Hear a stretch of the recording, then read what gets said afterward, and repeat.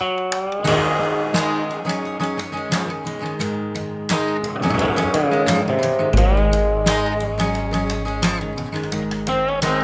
back to the Mouse and Men, where we explore the grown-up side of Disney. Find us online at themouseandmen.com, where you can find our top 10 things for grown-ups to do in Walt Disney World. You can also find links to all of our social media profiles right there on our website. I am Bradley. I'm here with my co-caster, Chris. Chris, we're in episode 46. We're getting close to episode 50. I mean, I'm excited. Happy June 1st. This is our May Newswire, but we're doing it at kind of right at the end of May. It's just kind of how the month fell. But we are now into June. So, Chris, it's also vacation month for you. Yes, indeed. So, yeah, I mean, okay, yeah, June 1st is when this episode drops, but we're talking about May. But like, it's hard to know what the news is at the beginning of the month, and so we're looking back at May at some of the things that we find exciting. So yeah, I think it's still appropriate.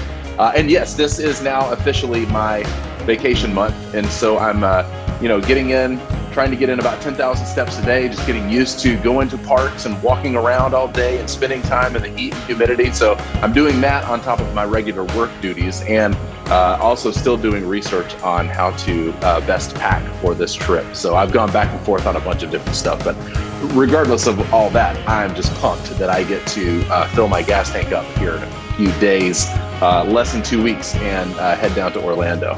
Yeah. Well, if you need some last minute tips for traveling, Chris, just go check out our last episode 45, and there may be some things to help you get ready for packing there. Well said. But we've got a lot to cover today, so let's just jump right into it. First, let's talk about not movie stuff. We'll get to movies in just a minute, but lots of news coming out of the parks. We'll start on the West Coast. Disneyland is opening up to out-of-state guests. Is that correct? That's correct. Well, as of, I believe, June 15th will be the day that out-of-state folks are expected to be able to go back into the parks. So this is nice. They have opened up Disneyland again for a couple of months now, but only California residents have been able to go, which is interesting. And I maybe this is just because of the travel that has been limited across the country and around the world. So maybe it makes sense to only allow in states residents for Disneyland. Although Disney World, I feel like it's been pretty open since at least for the past several months, of allowing wherever you come from, even though when you're in the park, it's limited capacity. So, but what I feel like what all of this is doing is it's kind of saying that we're starting to go back to normal, or some sort of new normal within Disneyland and the Walt Disney World parks. Well, and I think I read that the majority of Disneyland visitors come from California. It's more of a locals park. You still get people coming from all over the world to it, but a lot of times they go to Disney World, and so it's the one that really is bringing in fewer guests from Florida and more from other states and other countries.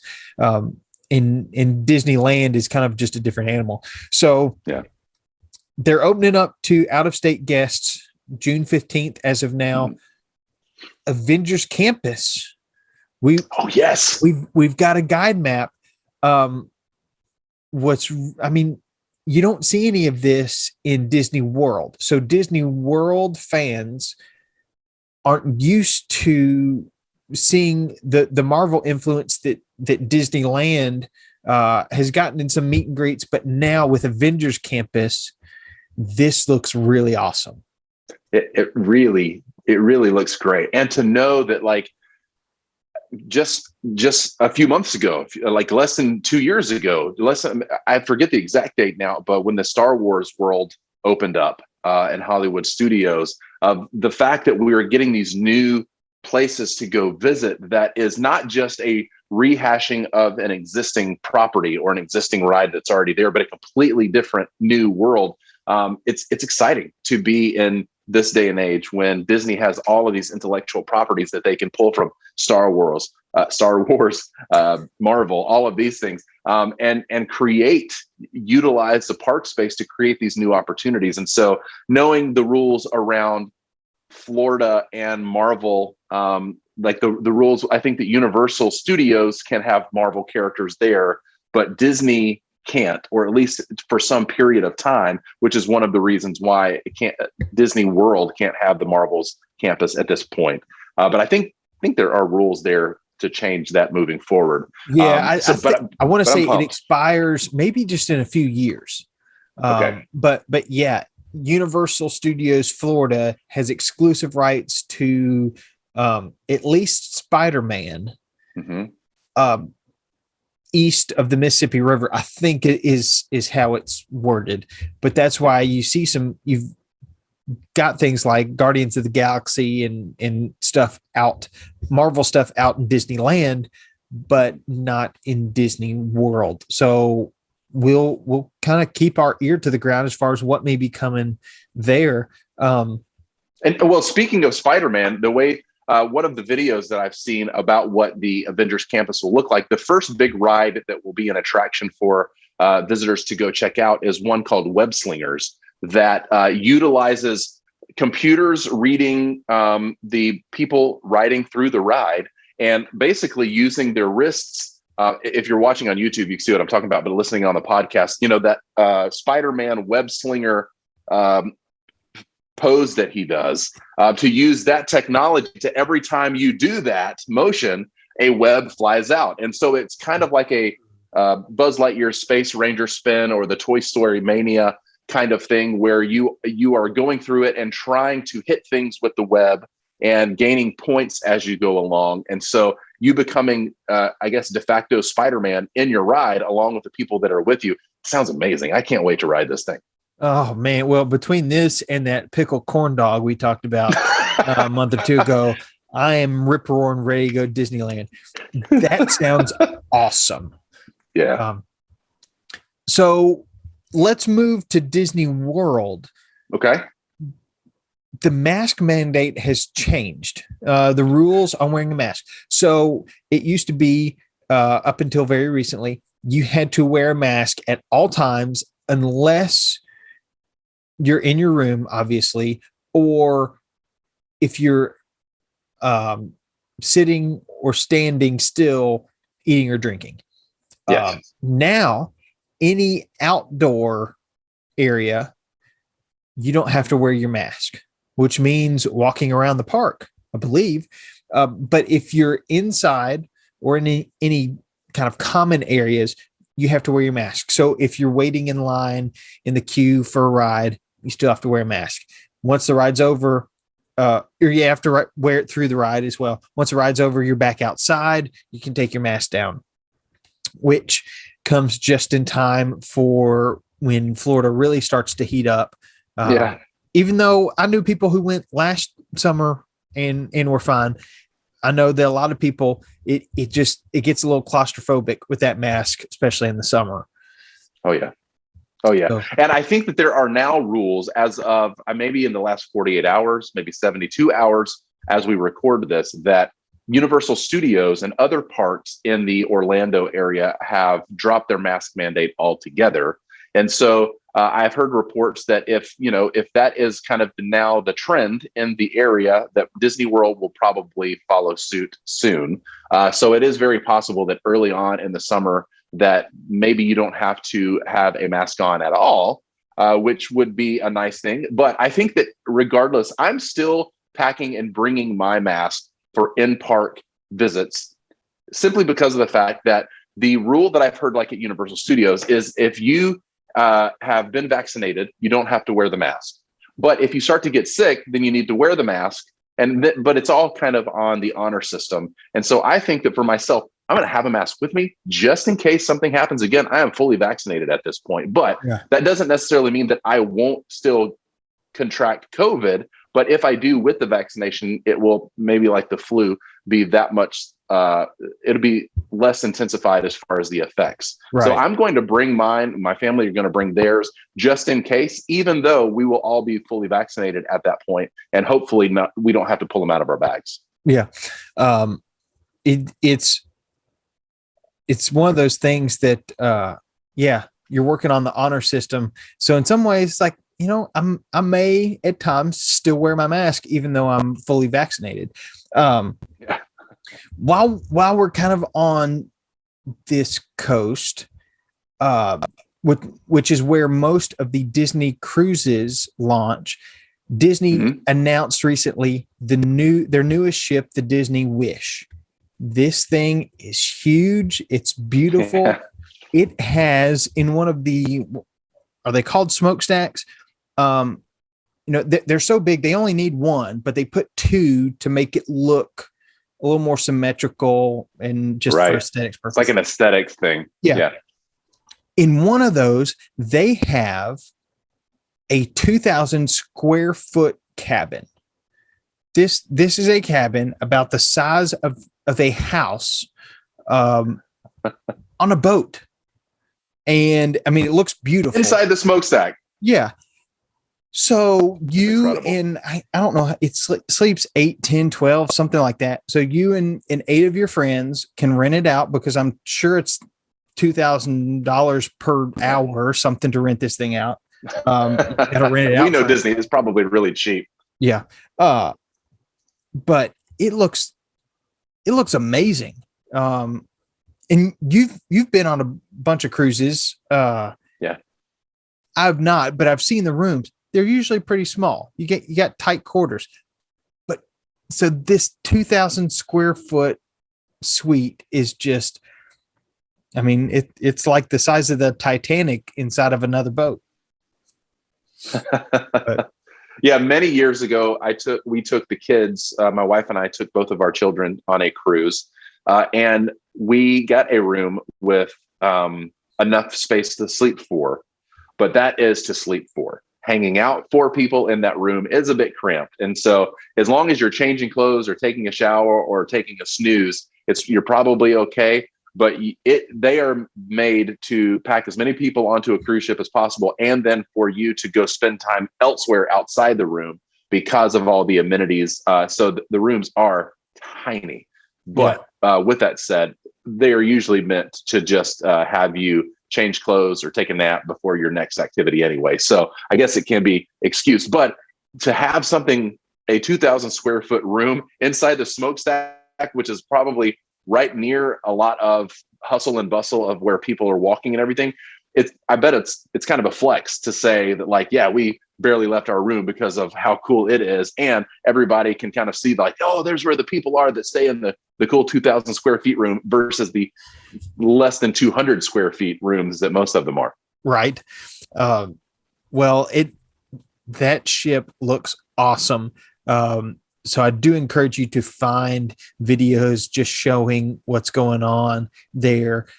I sent the Disney video of the 2,000 square foot suite to my wife, and she was like, this thing's gorgeous. I want to go now. It's like, well, it's not quite ready yet, but yeah, I'm certainly checking out the video. As soon as we log off here, I want to go check out pictures or videos of that room. That sounds amazing. It's beautiful. So now let's move away from the parks. Something called the Walt Disney Archives. These are different things that have been saved over the years. They're taking the exhibit on the road. So just like you can go to an art museum and see things that kind of move around the country for a couple of years, Walt Disney Archives are going to Graceland in Memphis starting July 23rd. Sweet. So in about 7 weeks, 6-7 weeks, the Walt Disney Archives will be in Memphis. Chris, we may have to road trip. You said you've never been to Graceland. It's cool. I don't know where they're going to set up over there.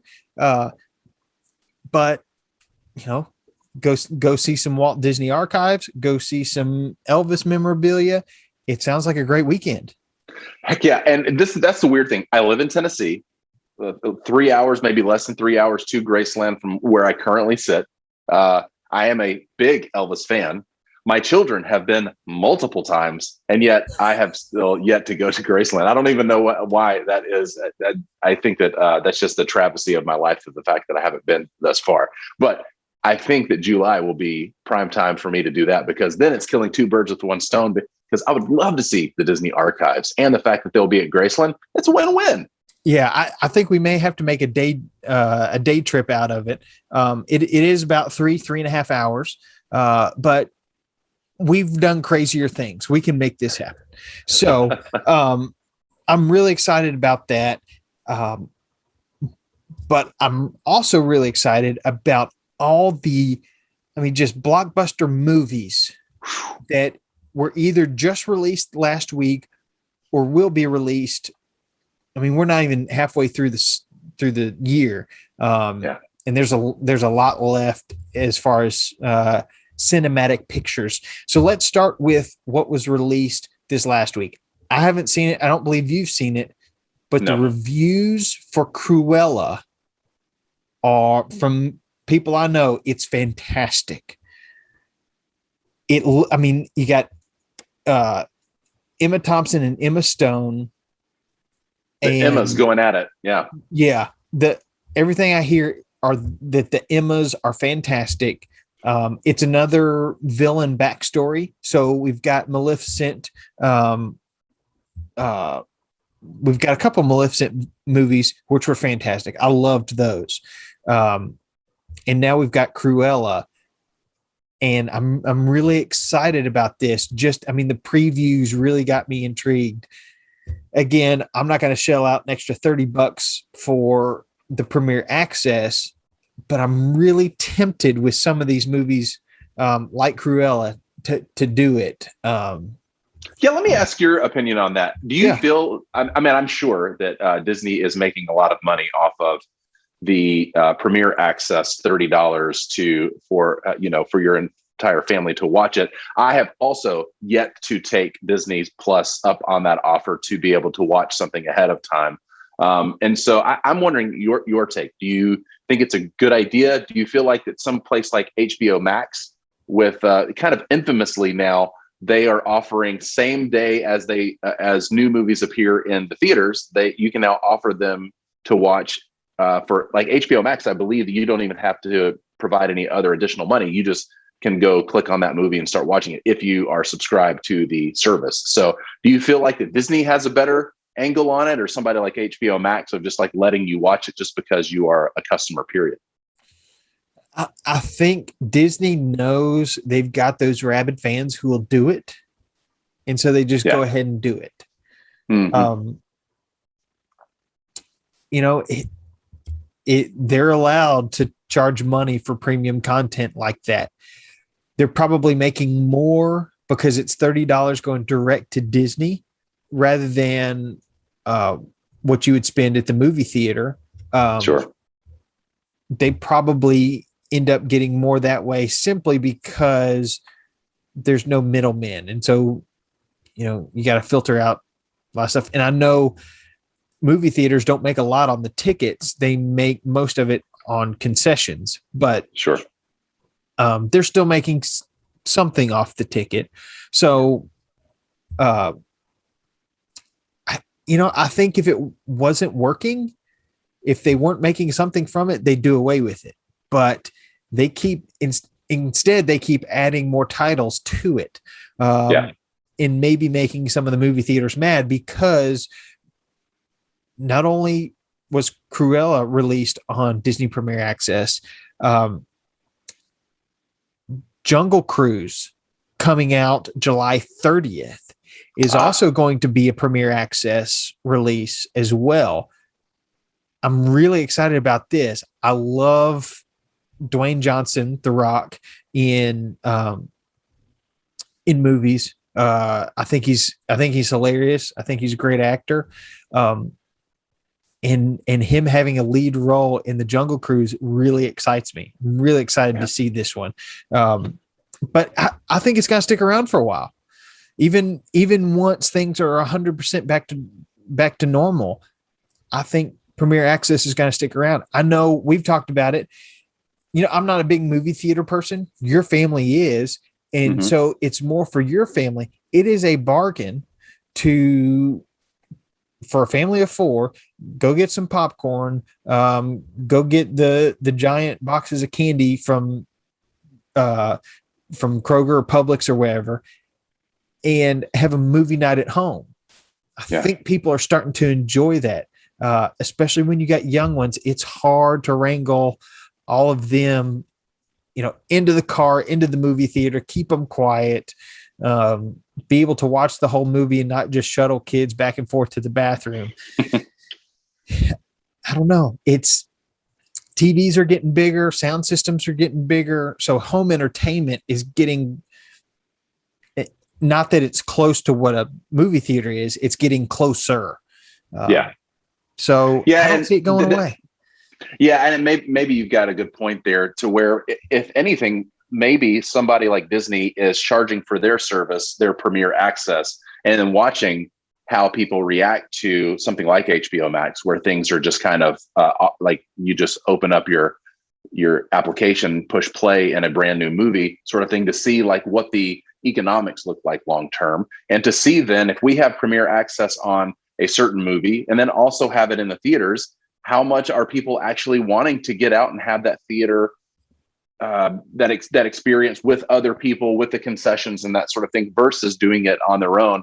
But it's ironic that, and again, I'm sure that Disney has done a lot of research into what movies are best to put on this Premier Access versus being fully offered day one. But for me, I feel like that something like Soul, when it came out a few months ago for Pixar, would have been a prime movie for me to shell out that $30 for my family to watch it, because we're big Pixar folks. Whereas Cruella, although I am excited to see the movie, I may wait until it falls off the Premier Access to see it. So again, I'm sure that they've done all of the accounting to see which ones are best, but it doesn't necessarily line up always with my taste, which again, for me, it economically is fine, because I can watch Soul the day that it premieres without having to pay the $30. Yeah.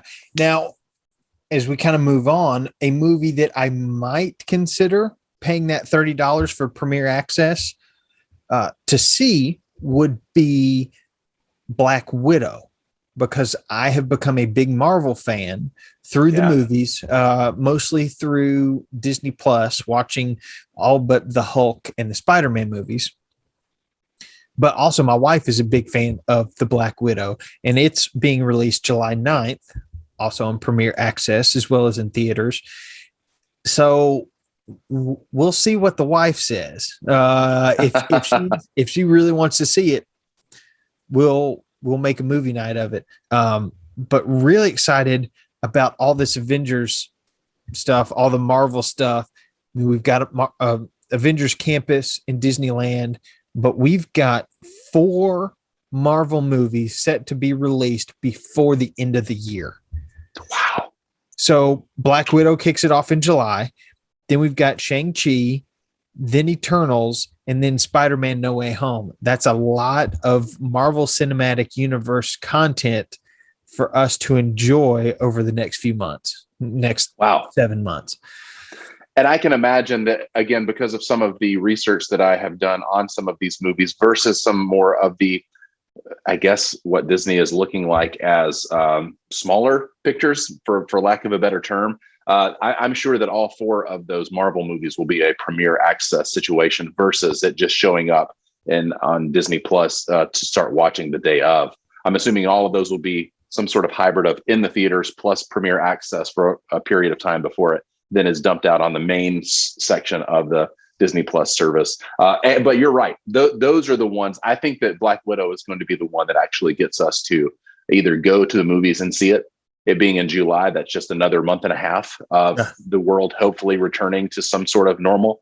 And also, or if we decide not to go to the theaters, that's an easy $30 for the Murphys to spend, because all of us love the Marvel universe and Black Widow specifically.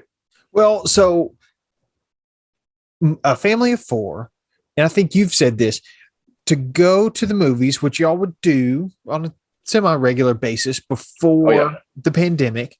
At least once a month, yeah. Yeah, you're looking at $100, $120. give or take. Oh yeah. If you got all 4 of these movies on Premier Access at $30 a piece, that's $120. You can watch these 4 movies for the same price that you would have paid to go see one movie as a family of 4.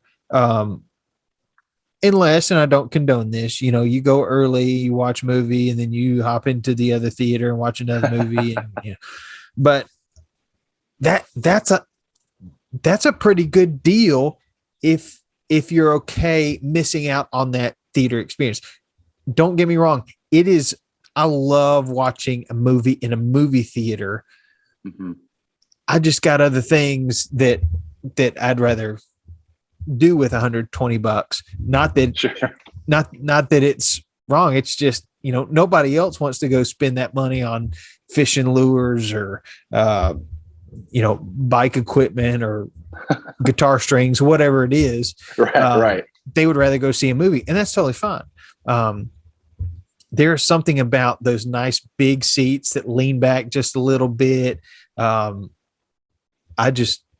wish I just had more time in my life to enjoy that and all the other things I enjoy as well. Sure. No, I get it. And again, $30 for Premier Access for my family is a whole lot nicer to stomach than $120 by the time. Again, if my family of 4, you divide 30 by 4, that's $7.50 per person to watch it, which I think that if we went on in the middle of a day and got some sort of matinee tickets, I don't know that in the theaters that I usually go to in the area where I live, I don't know that those matinee tickets are that cheap these days. And so they're still like $12.50. You're still looking at double digit ticket prices there. Because right. Matinees are the only ones that I would go to just to help the pocketbook. But so Chris, I've got to ask. We've got Black Widow, Shang-Chi, Eternals, Spider-Man, Jungle Cruise, Cruella was just released. We've got Disneyland opening, reduced mask rules at Disney World. We've got Avengers Campus in Disneyland. We've got the Disney Wish. We've got Walt Disney Archives. We've covered a lot of stuff today. What intrigues you the most out of what we've learned about in May? That's a really good question. Intrigues me the most. I mean, the Avengers Campus is really exciting. And so I am pumped to experience that. Having said that, I don't know when I'm going to get out on the West Coast to experience it myself. And so as much as it intrigues me the most, then I'm excited that there's a new place and a new destination to go visit in Disneyland. I don't know when I'm going to be able to visit that. I'm going to be in Orlando in just a few weeks on a family vacation. And part of that trip that we are trying to get to the Disney parks for at least one day of that vacation. And so I am intrigued right now from a personal note of just how soon some of these rules of mask mandates, allowing the number of people to come into the parks. And so my family and I even have a shot at being able to get into the parks when it comes to limited capacity. And because I'm doing something else down in Orlando for that vacation, I may be too late to get a ticket to go inside the parks. And so that's the news around Walt Disney World is really intriguing me right now from a personal note. But I'm really excited about all these Marvel movies too. I'm ready to find in this new phase of the MCU what new characters I'm going to be a fan of. Like when Guardians of the Galaxy came out, I didn't really know what to expect, but I fell in love with that whole franchise.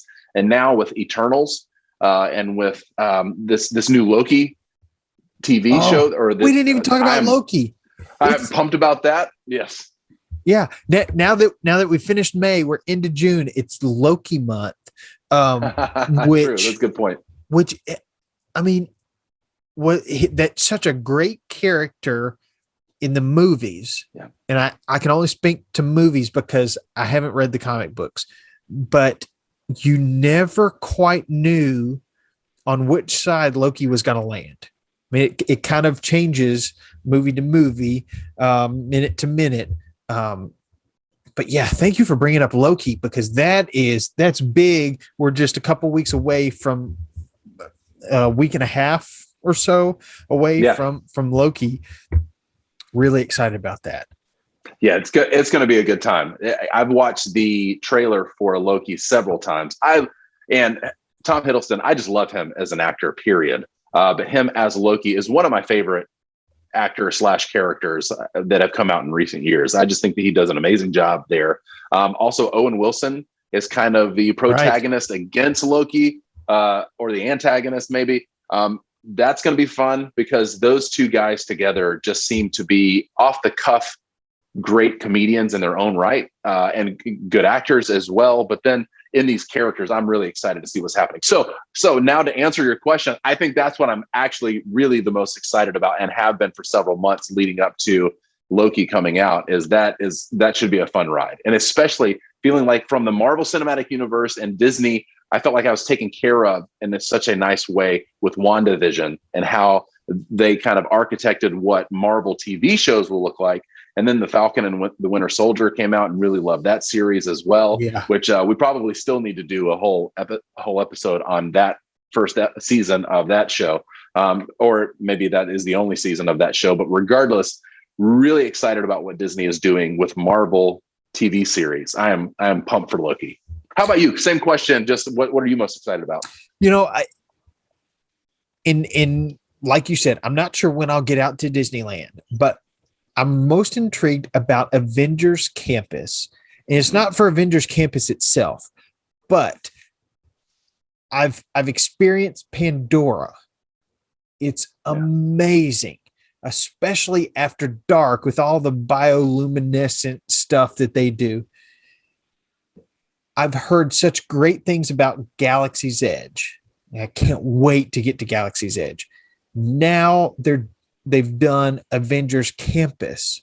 So what intrigues me the most is what's next. Because I mean, there's Cars Land, there's Toy Story Land. So you've got some big intellectual property in the Pixar IP, in the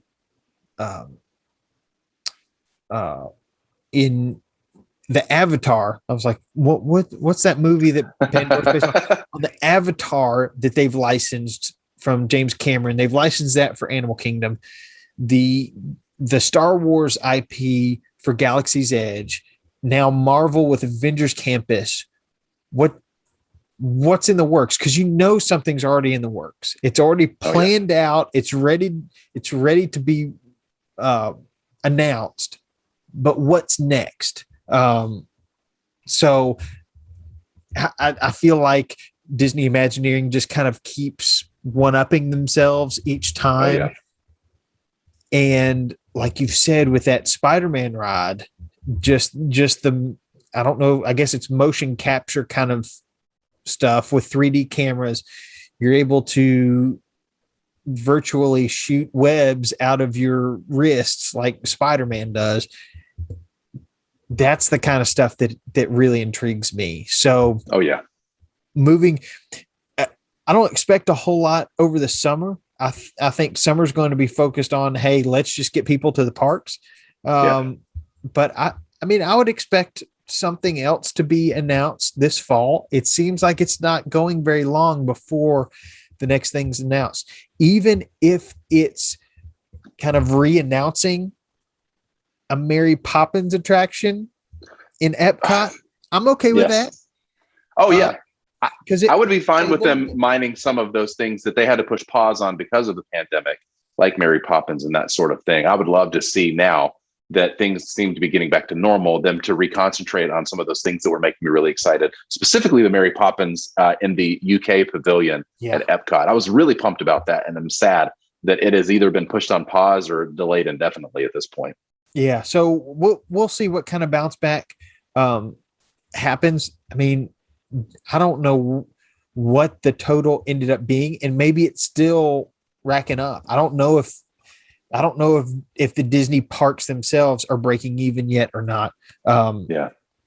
Obviously Disneyland is not, but who knows about Disney World?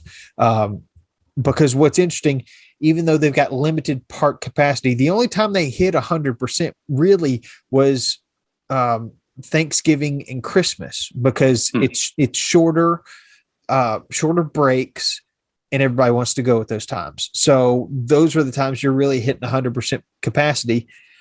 So if they're limited, I don't know what kind of difference that makes over the summer, but really, really awesome stuff that we've seen throughout May.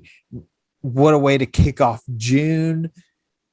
It's summer. Let's do a little traveling. Hey, next month, let's go down to Memphis and see the Walt Disney Archives. I'm not sure how long they'll be there. Probably a couple months, but let's go check it out. So, hey, maybe we'll even do kind of an on location podcast. See, now you're thinking, I like this. Yes. These things just kind of come to me. But in the meantime, go visit us at themouseandmen.com, where you can get our top 10 things for grownups to do in Walt Disney World. Go find us on social media. Let us know, was there something we missed in May? Is there something coming up that you're like, how could you not talk about that?